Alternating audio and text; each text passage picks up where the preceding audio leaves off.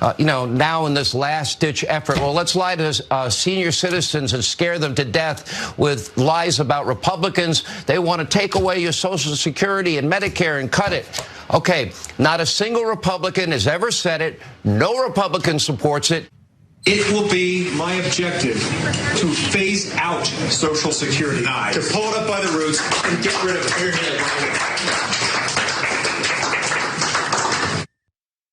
it. And you do hear people clapping. So you heard Sean Hannity said not one Republican, not one, wants to cut your Social Security. And then you hear a Republican senator saying, oh yeah, we're gonna cut it. We're gonna pull it up by its roots. So old video shows Mike Lee campaigning on killing Social Security, which seniors depend on to survive. It cut the gap for them.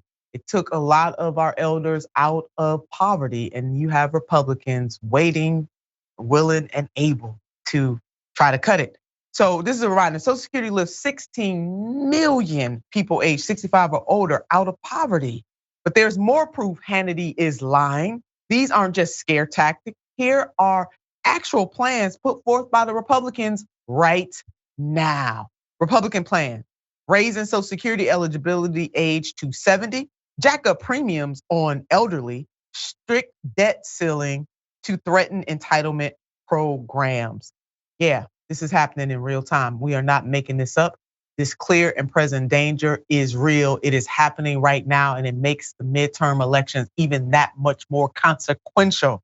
Also, Senator Rick Scott from Florida, Republican, has proposed sunsetting all federal spending legislation in 5 years, forcing Congress to act if it wants to keep Social Security and Medicare. Yeah, that is Senator Rick Scott from Florida. And note, Scott's plan would ensure chaos for seniors and the entire economy, relying on a broken Congress to keep things alive. Rick Scott also oversaw the biggest Medicare fraud in history. Let's put up this headline. I want to remind you, of course, Trump's new healthcare guy was involved in massive Medicare fraud. Florida Senator Rick Scott was CEO for a hospital network charged with $1.7 billion for Medicare fraud. That is $1.7 billion would it be. Let's underline it, let's bold it, let's underscore it, let's put an exclamation point on it. And then this man got the pure unadulterated gall to not care whether or not people are going to suffer, to really not care whether or not seniors can eat or get their prescriptions or just live a good life. They paid into Social Security, so they deserve it.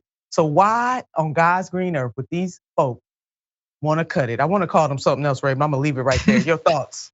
Yeah, I said it before, I'll say it again. God willing, old age comes for us all. So Social Security and Medicare are plans that if you're not using them right now, not benefiting from them right now, you will in the future. So it's an important thing to fight for, not just because we should be fighting for people we don't know. We should be fighting for issues that don't impact us personally, but this is an issue that will impact you personally. So you should fight for it, even if you're only self-interested. And Social Security is often referred to as a third rail in US politics because it is a massively popular program. So that's why you have Hannity lying out of the side of his mouth and saying that Republicans don't want to cut it because he knows that the majority of his audience is elderly folks who benefit from Social Security, they benefit from Medicare. But when those senators are talking to their donors, they're not afraid to say we're going to cut it because their donors are not the people who are relying on it. It's everyday average Americans who are relying on it. I'll also just say we see a lot of at age 65.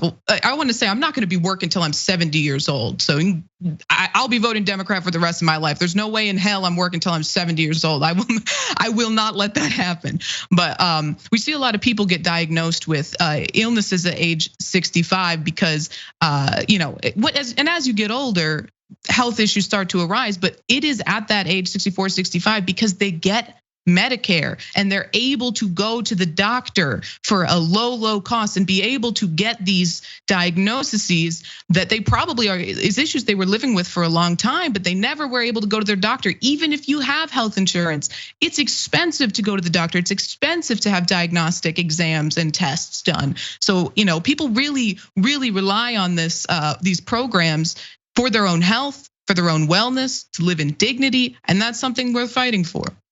That's exactly right. And we also have people on Social Security who are not 65. Let us not forget that. There is really something wrong with these Republicans. I cannot say it enough. These federal Republicans in particular. Now, Republicans are why seniors pay more for prescription drugs. Yeah, we calling out the Republicans. Let's look at what they voted against. Let's put this up. Given Medicare power to lower drug prices. They voted against it, capping out-of-pocket spending for seniors. Republicans voted against that. Lowering price of insulin. Republicans voted against that. Hearing aid for seniors. Now, who? Republicans voted against that. Home and community-based care for the elderly. Republicans voted against that. So Republicans are voting against your interests or the interests of grandma and grandpa. So you need to vote against them. They are not standing up for the people. And as Ray laid out, if we are all blessed to live long enough, we may need Social Security. We got to preserve it for somebody we don't know, and hell, preserve it for ourselves. These Republicans, they got to go.